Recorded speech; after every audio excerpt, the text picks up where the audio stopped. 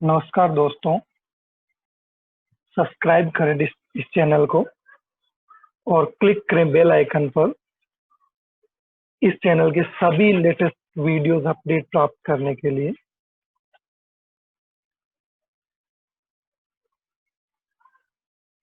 बात करें तो देखो, सुपरवाइज्ड लर्निंग के अंदर मेनली हमने देखा था कि सुपरवाइज्ड लर्निंग जो है वो एक ऐसा मेथड है जो मेनली टैग्ड या लेबल डेटा के ऊपर परफॉर्म किया जाता है। ठीक है, तो देखो सुपरवाइज्ड लर्निंग के अंदर each object tagged with A class, प्रत्येक जो ऑब्जेक्ट होता है वो उसकी क्लास से टैग्ड होता है, क्लास नेम से, कि ये कौन सी क्लास से बिलोंग करता है। ठीक है, तो यहाँ पे जो लर्निंग है या जो भी फिल्ट्रेशन क्लासिफिकेशन है वो काफी आसान हो जाता है। एंड लेबोरियस जॉब्स, इसके अंदर देखो मेनली किस प्रकार से परफॉर्म करते हैं सुपरवाइज्ड लर्निंग के अंदर। सुपरवाइज्ड लर्निंग के अंदर लेबल डेटा होता है, हमारे पास क्लासेस डेटा की अवेलेबल होती है, तो हमें ज़्यादा कुछ करना नहीं होता है। ओनली हम क्या करते हैं, उसमें से डेटा का ट्रेनिंग सेट बनाते हैं और मॉडल को प्रिपेयर करते हैं, तैयार करते हैं, उसको लर्न करवाते हैं। ठीक है, सेमी सुपरवाइज्ड,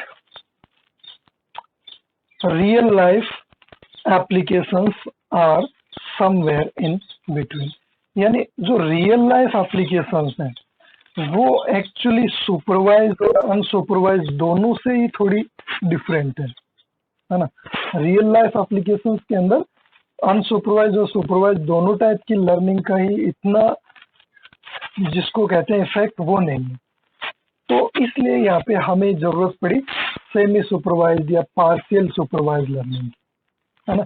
इसको आप सेमी सुपरवाइज भी बोल सकते हो, पार्शियली सुपरवाइज भी बोल सकते हो, है ना। There is no difference in between. यहाँ पे इस मॉडल को देखो, ध्यान से देखो, ये आपके सेमी सुपरवाइज लर्निंग को रिप्रेजेंट कर रहा है। इसको रीइंफोर्समेंट लर्निंग भी बोलते हैं। ठीक है, लर्निंग की अगर हम बात करें तो इसके अंदर मेनली रियल वर्ल्ड प्रॉब्लम्स हैं उनके लिए अपने इस टाइप के लर्निंग को यूज करते हैं, है ना। तो यहाँ पे देखो, यहाँ पे ये एनवायरनमेंट ऐड किया गया सिस्टम के साथ। ये एनवायरनमेंट क्या है, ये रियल वर्ल्ड, है ना। तो इसका जो अटैचमेंट है वो एक्चुअली ना तो सुपरवाइज्ड के साथ था ना अनसुपरवाइज्ड के साथ था। सुपरवाइज्ड और अनसुपरवाइज्ड दोनों के अंदर ही ये है कि मशीन को जो आपने पहले से ट्रेनिंग दे दी, जो आपने सिखा दिया, वो उसके अकॉर्डिंग वर्क करने लगे। ठीक है, रियल वर्ल्ड के अकॉर्डिंग वो अपने आप के बिहेवियर को चेंज नहीं करेगा। बट पार्शियल लर्निंग के अंदर ऐसा है कि ये अपने बिहेवियर को according to real world change करेगा। ठीक है, तो देखो इसके अंदर मेनली क्या है, कुछ सेंसर्स हैं जो कि बाहर के एनवायरनमेंट को सेंस करते हैं। ठीक है,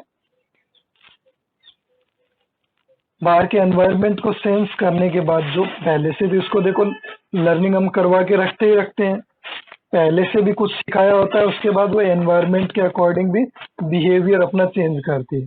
तो पहले से अपने इसको जो नॉलेज दे रखा है, जो इसको सिखा रखा है, वो उसके अकॉर्डिंग जो नया सेंस किया गया है उसको चेक करेगा।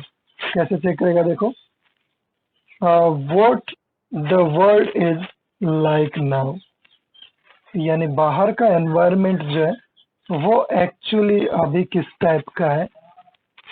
एनवायरनमेंट का मतलब ये नहीं कि हम वहाँ पे मौसम को चेक कर रहे होते हैं, पर्टिकुलर जिस प्रॉब्लम को हम सोल्व कर रहे होते हैं उस प्रॉब्लम से रिलेटेड जो रियल वर्ल्ड जो थिंग्स हैं उनकी बात हम यहाँ पे कर रहे हैं।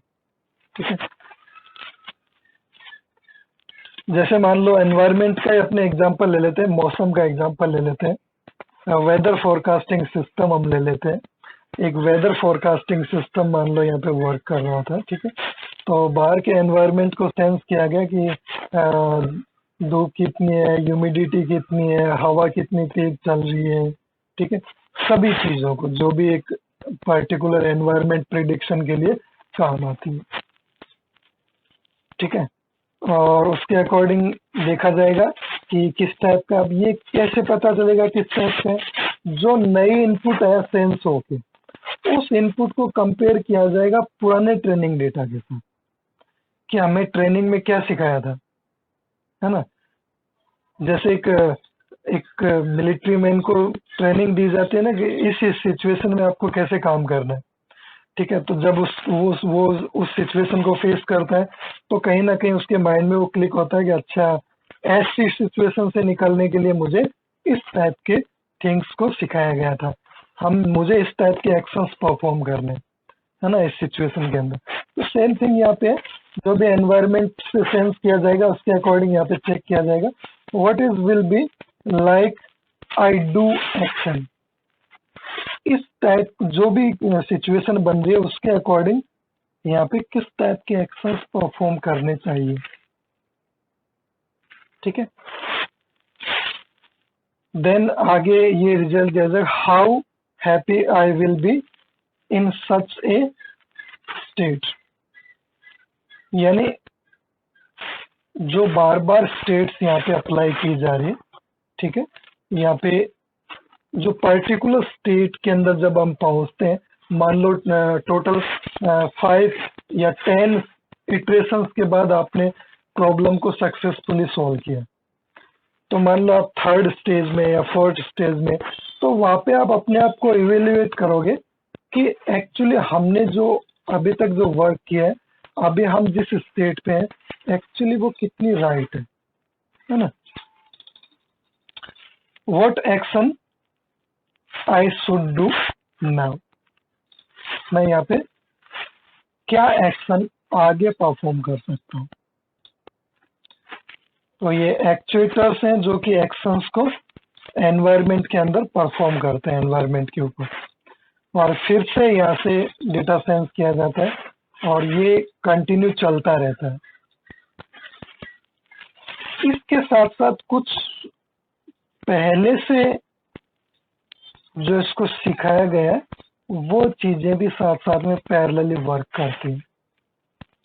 ठीक है, यहाँ पे देखो what the word is like now, यानी जो भी सेंस किया गया उसको यहाँ पे भी सेंड किया जाएगा स्टेट्स के पास में। ठीक है, how the word evolve, what my actions do and utilities, ये सब भी इसके पैरेलल में परफॉर्म किए जाएंगे। अब मेनली देखो यहाँ पे कैसे पता चलेगा फाइनल स्टेट तक पहुंचने के बाद कि जो प्रॉब्लम हमने सोल्व की वो सॉल्यूशन अच्छा था। ठीक है, तो इसके लिए मेनली देखो हमें एनवायरनमेंट देखना पड़ेगा। मान लो ये कुछ स्टेट्स हैं,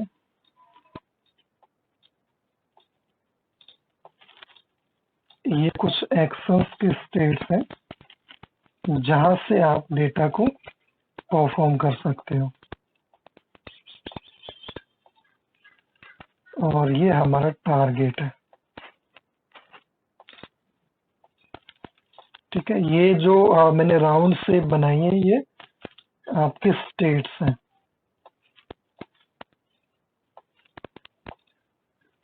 ठीक है,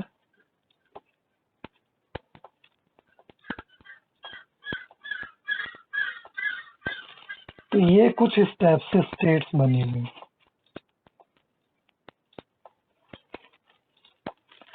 और मेनली स्टेट्स अपने अगर ग्राफ की बात करें तो यहाँ पे सबका अलग अलग वेट होता है, अलग अलग वैल्यूज होती हैं। ऐसे ही प्रत्येक एक्शन के लिए यहाँ पे कुछ ना कुछ वैल्यूज असाइन की भी होंगी। ठीक है, उन वैल्यूज को हम कैलकुलेट करें। अलग अलग टेक्निक्स है री इन्फोर्समेंट लर्निंग, जब आप मशीन लर्निंग वगैरह पढ़ोगे तो उसके अंदर री इन्फोर्समेंट लर्निंग की टेक्निक्स पढ़ते हैं, तो उसके अंदर हम सोल्व करते हैं किस प्रकार से एक्शंस परफॉर्म किए जाते हैं। यहाँ हमारे इतने डेप्थ में है नहीं, केवल पार्शियल लर्निंग का, सुपरवाइज लर्निंग का केवल इंट्रो है हमारे, है ना, केवल बेसिक इंट्रो है। तो यहाँ पे देखो, यहाँ से मान लो ये सोर्स है और ये हमारा डेस्टिनेशन है, या जिसको टारगेट हम कह सकते हैं। ठीक है, एक्शंस परफॉर्म करने हैं यहाँ से।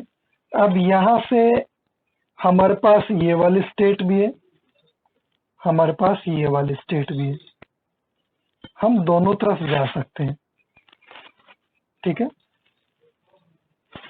इसके साथ साथ अगर हम बात करें तो देखो यहां से फिर हम यहाँ पे भी जा सकते हैं, हम यहाँ पे भी जा सकते हैं। ठीक है, इसी प्रकार यहाँ पे नंबर ऑफ स्टेट्स अवेलेबल होती है। ये तो मैंने बहुत छोटा सा एग्जांपल लिया है, यहाँ पे huge number of states available होती है, जिसमें से जिस जिस स्टेट को यूज करता हुआ एक्शंस को परफॉर्म करता हुआ डेस्टिनेशन तक पहुंचता है।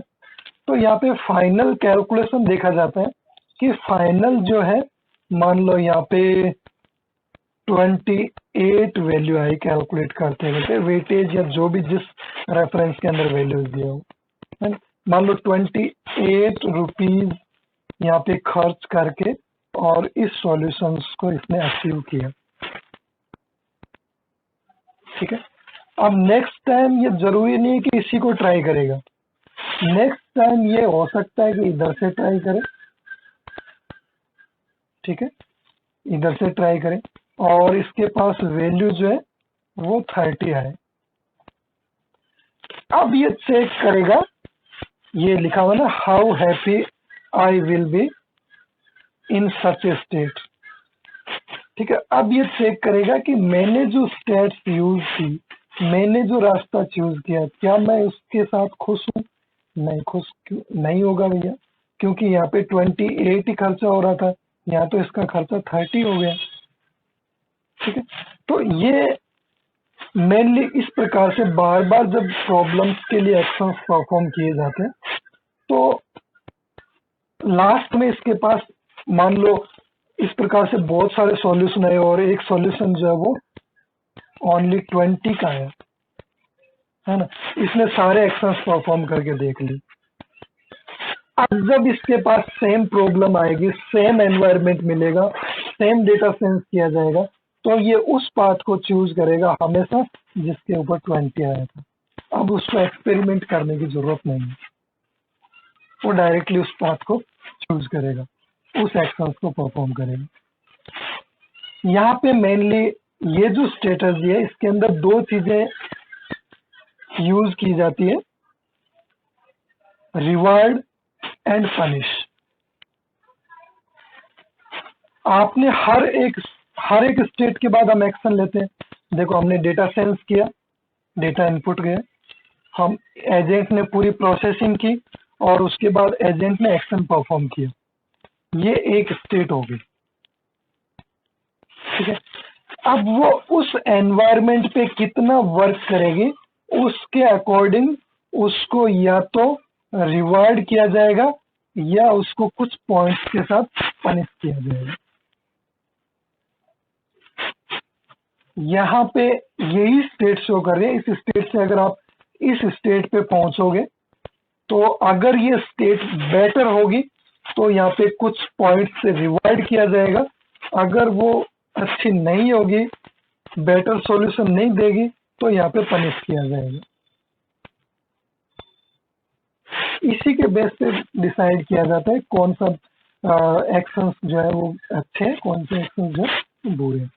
उसी के बेस पे ये फाइनल कैलकुलेशन जो मैंने यहाँ पे राइट की है उनको मेनली कैलकुलेट किया जाता है। ठीक है, 28, ये 20, 30, ये सब रिवार्ड और पनिश के बेस पे कैलकुलेट किया जाता है।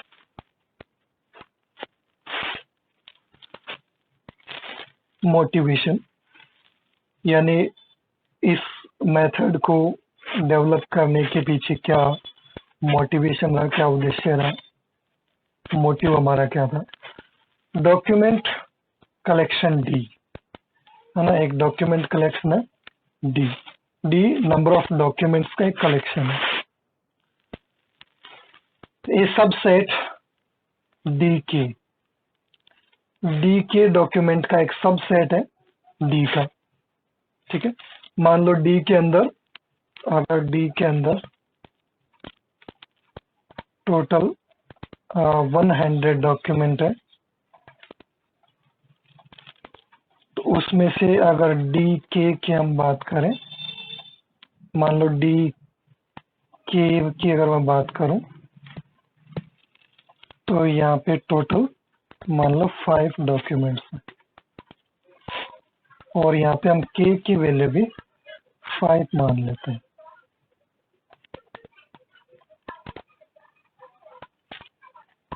ठीक है, D5 पे डॉक्यूमेंट हमारे पास 5 है और वो 5 डॉक्यूमेंट कहाँ से आए? उन 100 में से ही आए, इसलिए डी के जो है वो सबसेट बन गया किसका? डी का। विद डी के लेफ्ट शिफ्ट डी। ठीक है, क्योंकि ये मेनली हम स्टार्टिंग से स्टार्ट कर रहे हैं, 0 से स्टार्ट कर रहे हैं। 0 के की वैल्यू 0 1 2 3 4 5 है ना, इस टाइप से हम पेजेस को यहाँ पे आइडेंटिफाई कर रहे हैं। हैज नॉन लेबल्स, तो ये मेनली 0 to 100 मेनली क्या हो गए? ये लेबल्स हो गए। 100 पेज है तो 0 to 99 दे देता हूँ। ये मेनली उन पेजेस के लेबल्स हो गए। गोल हमारा क्या है?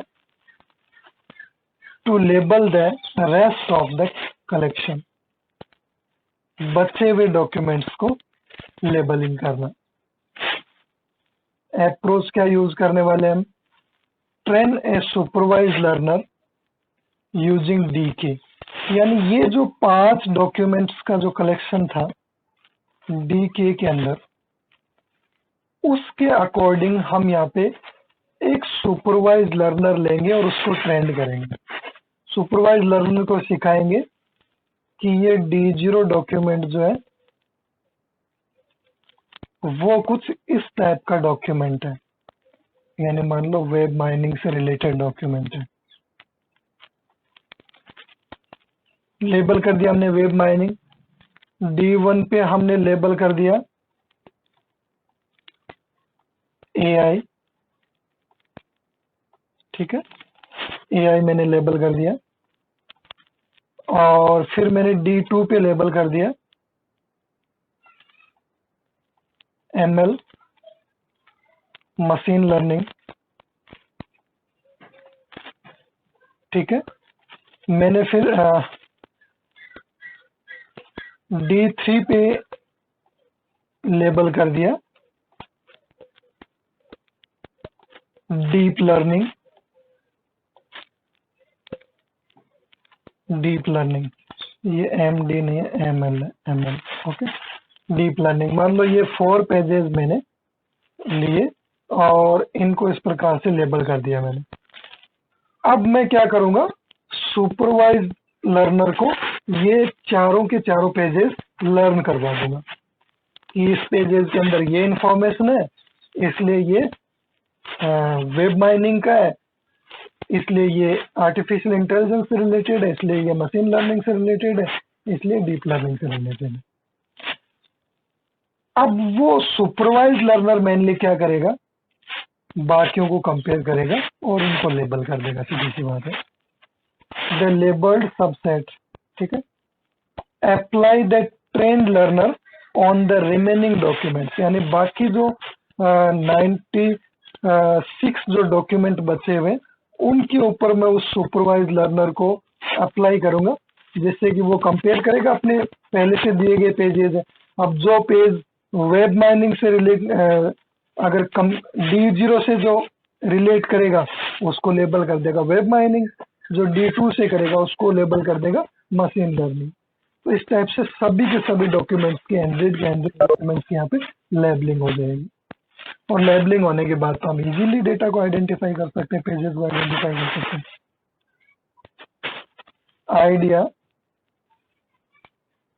यहाँ पे D/DK to enable better learning है ना, ये हम कॉन्सेप्ट यूज करते हैं। जितने भी डॉक्यूमेंट है उसके रेफरेंस में हम 1/4 या 1/3 पेजेस को पहले लेबल करते हैं और उसके बाद सुपरवाइज लर्नर को हम ट्रेंड करते हैं।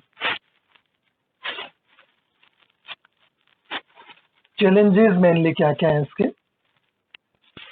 देखो, अगर चैलेंजेस की हम बात करें तो unsupervised portion of the corpus D divide by D oblique D के ऐड क्या क्या इसमें ऐड करना होता है देखो, वोक्यूबलरी, ठीक है, वोक्यूबलरी हमें यहाँ पे ऐड करनी होती है, knowledge about the joint distribution of terms. अब देखो वोक्यूबलरी किस टाइप की है, यहाँ पे वोक्यूबलरी है कि किस टाइप से आप डेटा को पहले ट्रेन करोगे, क्या क्या लेबल्स असाइन करोगे, ठीक है, तो वो जो टर्मिनोलॉजी है वो वहाँ पे एज ए वोक्यूबलरी हम रिप्रेजेंट करते हैं। Knowledge about the joint distribution of terms, ठीक है, जो भी टर्म्स है उनके बीच उनके लिए नॉलेज हमें रिक्वायर्ड होता है। Unsupervised measures of inter document similarities, और जो इंटर डॉक्यूमेंट सिमिलरिटीज है यानी दो डॉक्यूमेंट के बीच में कितने परसेंट सिमिलरिटीज है, हाँ, इनको भी हमें कैलकुलेट करना होता है, मेजर करना होता है। For example site name, site name भी मिलते जुलते हो सकते हैं, ठीक है, एक जैसे knowledge available.com, knowledge avail.com, है ना, इस टाइप से अलग अलग वेबसाइट्स हो सकती है। CIITM.com.org, CITM.org, तो खाली एक आई का डिफरेंस था, URL तो अलग अलग हो गया, ठीक है, तो वहाँ पे भी सिमिलरिटीज हो सकती है, तो उनकी वोकेबलरी और इंटर सिमिलरिटीज हम चेक करते हैं। देन डायरेक्टरी पाथ, हाइपरलिंक्स, इन सभी चीजों को यहाँ पे आइडेंटिफाई किया जाता है। Put together multiple sources of evidence of similarity and class membership into A label learning system. तो हम क्या करते हैं, जो भी मल्टीपल सोर्सेज के अकॉर्डिंग जो भी सिमिलरिटीज उनके बीच में आती है, तो उनको हम क्या करते हैं, लेबल कर देते हैं और एक पर्टिकुलर सिस्टम से कनेक्ट कर देते हैं। Combine different features with partial supervision, इन अलग अलग फीचर्स को सबको पार्शियल सुपरविजन के अंदर क्या कर दिया गया, कंबाइन कर दिया गया। Third classification, trend A supervised learner on available labelled data, ठीक है, एक सुपरवाइज्ड लर्नर को हम सबसे पहले जो भी हमारे पास अवेलेबल डेटा होता है लेबल्ड, उसके अकॉर्डिंग हम ट्रेंड कर देते हैं, है ना। Label all documents in D में से डी के यानी कितने भी 1/4 या 1/3 डेटा डॉक्यूमेंट्स को हम लेबल करेंगे। Retrain the classifier using the new labels, retrain the classifier यानी क्लासिफायर को हम यहाँ पे रिटेन करने वाले, रिटेन का मतलब उसको बनाए रखना है ना, यूजिंग द न्यू लेबल्स, नए लेबल्स के साथ, for documents where the classifier was most confident, ठीक है, जब तक कि क्लासिफायर मोस्ट कॉन्फिडेंट ना आ जाए, हर एक डॉक्यूमेंट को क्लासिफाई करने की एबिलिटी जब तक उसके अंदर ना डेवलप हो जाए। Continue until labels do not change anymore. Expectation maximisation, है ना, क्या हमारा एक्सपेक्टेशन होता है, तो उसकी अगर हम बात करें, देखो कुछ स्टेप्स हैं यहाँ पे।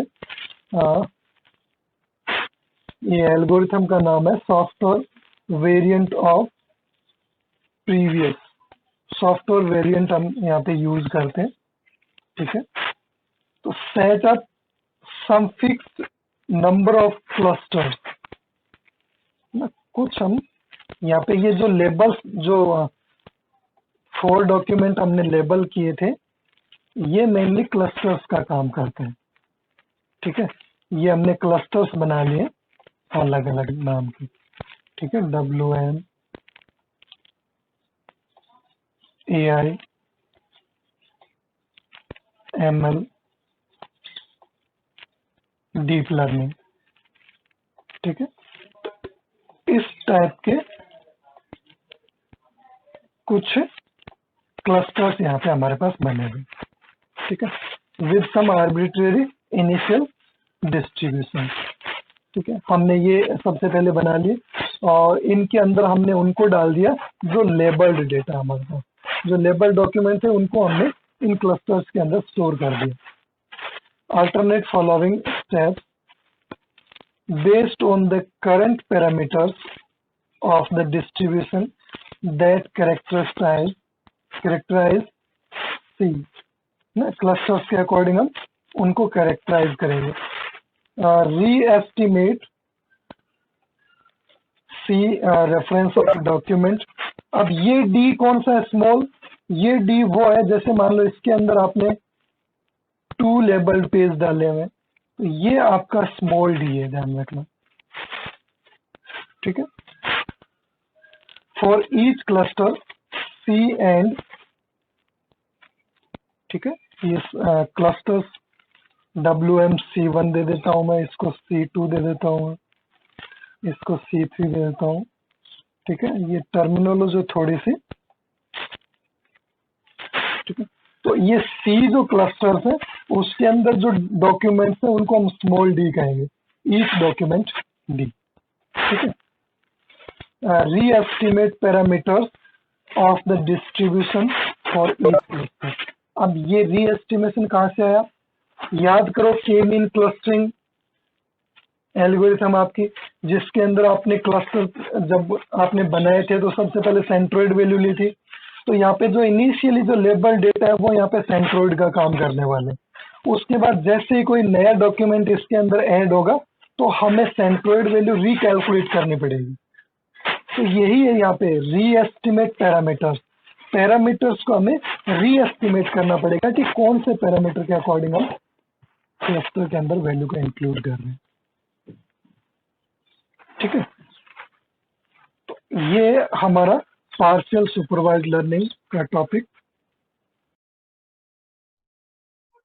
हेलो दोस्तों, चैनल को सब्सक्राइब करना ना भूलें, वीडियो को लाइक करें, शेयर करें और बने रहें आपके अपने चैनल पॉसिबल नॉलेज के साथ इसी तरह के लेटेस्ट वीडियोस पाने के लिए। धन्यवाद।